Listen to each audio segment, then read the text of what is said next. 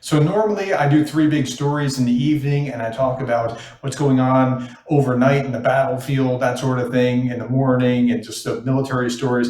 I'm putting that aside. Maybe I'll just still do it. I don't know. We need to talk about this. It's another night where the Russians are just coming hard and fast at Ukraine. And Greg and I were talking about it on the phone. We talk fairly regularly behind the scenes. And I said, okay, it's coming. The drones are all up in the air. He's like, yeah, no, it's the missiles are up in the air too, or the planes with the missiles are up on the air too. I said, Greg, let's talk about it now. Let's just do this now so people are informed. They know what's going on. So, Greg, thank you for at a drop of a hat, being willing to do this with me. Thank you. My pleasure. I needed to get this out anyway. But I just received a phone call from my apartment. So I have an apartment in Khmelnytsky, Ukraine. I don't mind telling people, they know. My buddy just called me and says, okay, it's 3 a.m. and explosions just woke me up in Khmelnytsky. And if you're wondering where Khmelnytsky is, I'll give you that. There we go. Sorry, it's been a long day.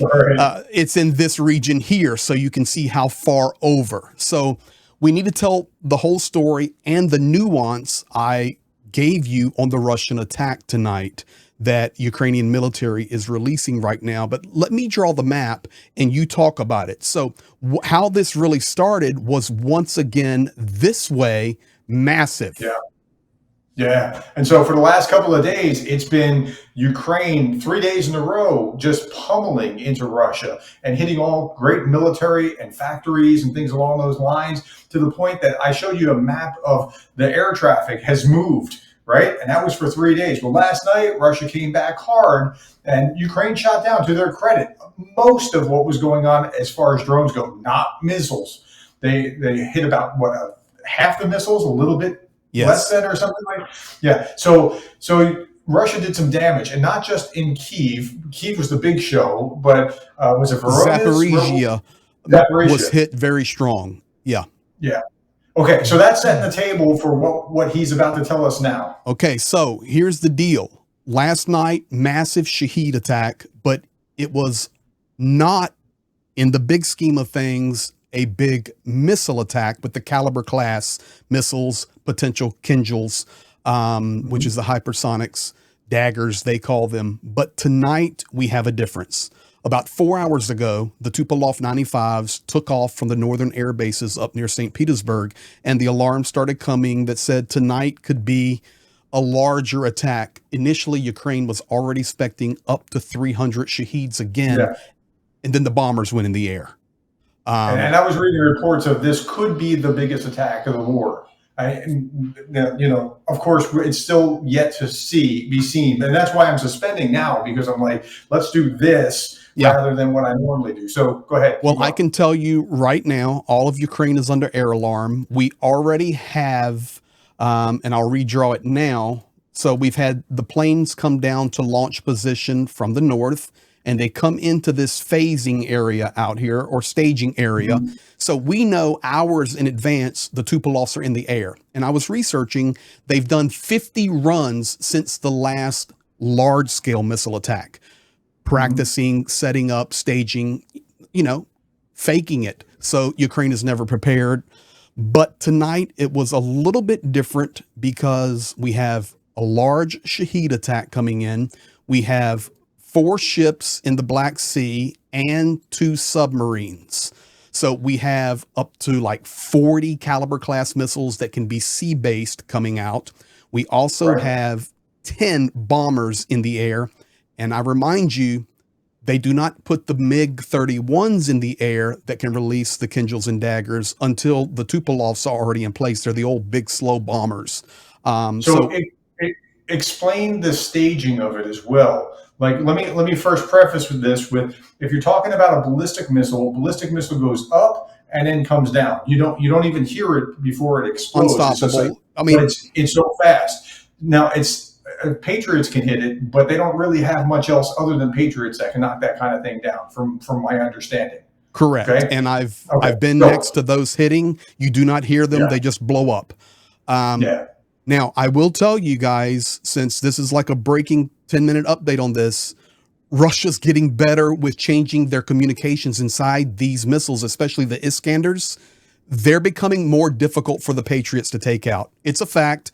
I can do a whole breakdown on it, and you can look it up. They're changing the And technology. the difference with those, let's also, they can like zigzag and move around in the air, and it's hard to track them. They have a better record at shooting those down, far better Yes. record, but it's hard to track because it gets really confusing seeing the patterns. So, Well, okay, this is not the pattern for tonight, but just so you guys know, they can bring a missile in here. They'll bring it down here.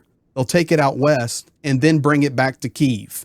This is how these can go. It's not just a straight line and hit. Okay. Right.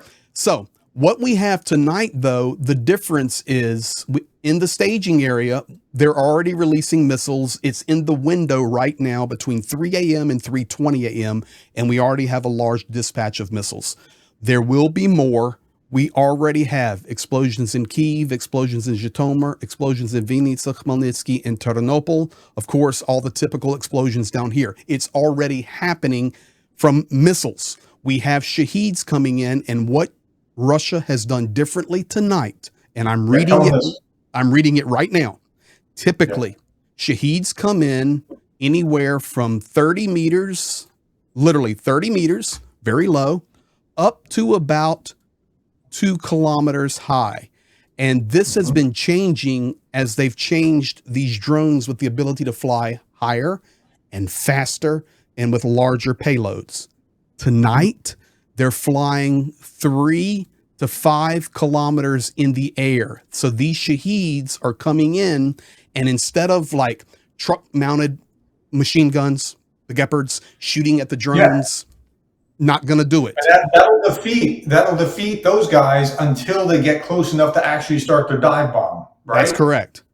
Yeah. So tonight, so now you have to be in the air, like the helicopter or airplane pilots are the only ones that can really tag those. Oh, it's the planes that have to do it. So we're not 30 meters, we're not 2 kilometers. The Shaheds are coming in very high. So what happens is when they come in very high, that air defense trying to take it out.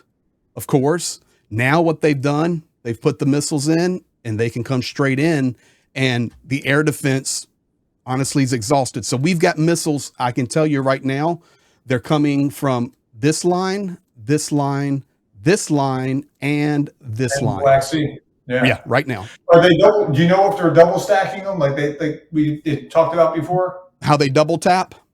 No, double stack them. Like they have one at 2,000 kilometers and then another at 4,000 or something. You remember we talked about that one? Yes, that's on the Shaheds. No, what they're doing tonight. So that's when they do a Shahed attack. For example, if they want to do a big drone attack on Odessa, they will put the Shaheds out of Crimea. They come out here into the Black Sea and they accumulate like a swarm of bees. Then they go straight to Odessa. Some come in about 50 meters high to 300. And then the others are flying 2 kilometers in the air above them. They shoot out these boys dive straight down. So no, that's not tonight. Tonight we have a problem with a missile attack. In fact, I can show you Kyiv right now, and this will be other cities as well.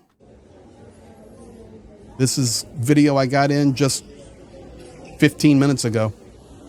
And it is 3:22 a.m. there in Kyiv. You can see they're live,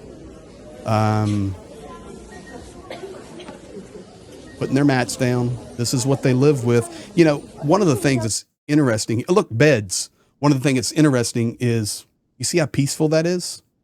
Yeah. That's I mean, it's a shame that they have to live with it like that, but. Yes. Okay, I can give you the latest. We have ballistic missiles coming in from Crimea now. Ballistics are coming in from Kursk and Voronezh. Wow. These are ballistics that are ground-based.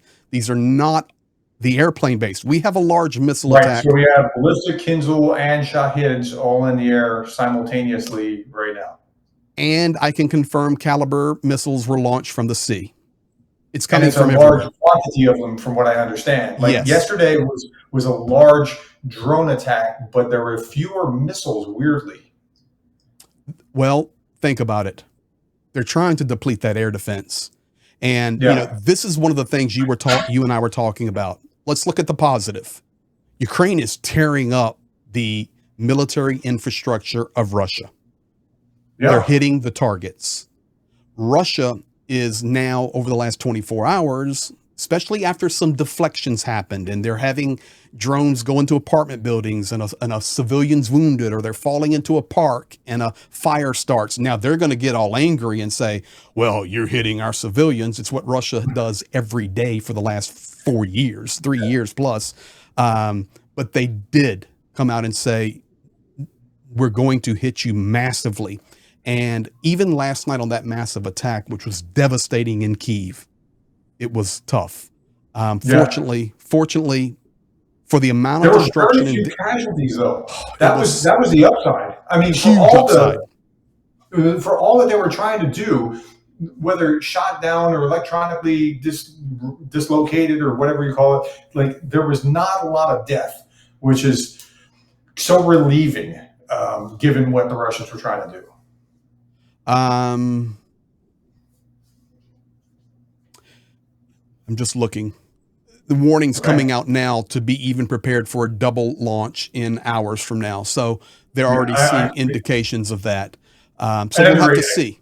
Not surprising. Yeah, we'll see more in the morning. I just wanted to suspend my 3 big stories and do this because this is right now what's happening. This is right now. If you're praying like Greg and I are, please keep the people in Ukraine in your prayers tonight. Please keep them in prayers or your good thoughts. But I want to conclude my thought there, and this is something you and I discussed just a few minutes ago. Russia can hit hard. They can. And I know it's not me. The military commanders and whatever brigade you like. Oh, well, I'm an Azov fan, or I love the 3rd Assault Brigade, Kraken, whatever it may be. I just love Ukrainian Army. Great. They all say it. Please. They may have a lot of parodies made and goofy videos made and donkeys running around, but these missiles and drones are horribly deadly. Horribly deadly. And we knew it was coming. We'll see. But Ukraine has no choice, man. They've got to fight. And it's going to be a tough night. And we'll keep you updated if it goes even crazier. I even was considering going live on this. And you never know. We'll see. But I know right now hits are happening everywhere. More are in the air. And my buddy even called me and says, man, huge explosion right down from our apartment. So it's all throughout Ukraine, and we'll keep you updated on it. Thanks for doing this at the drop of the hat. I appreciate it. Oh, hey, man. Listen, always. Yeah. All right. Be blessed, guys. Thanks. We'll keep you posted. tomorrow. Yep. Bye-bye.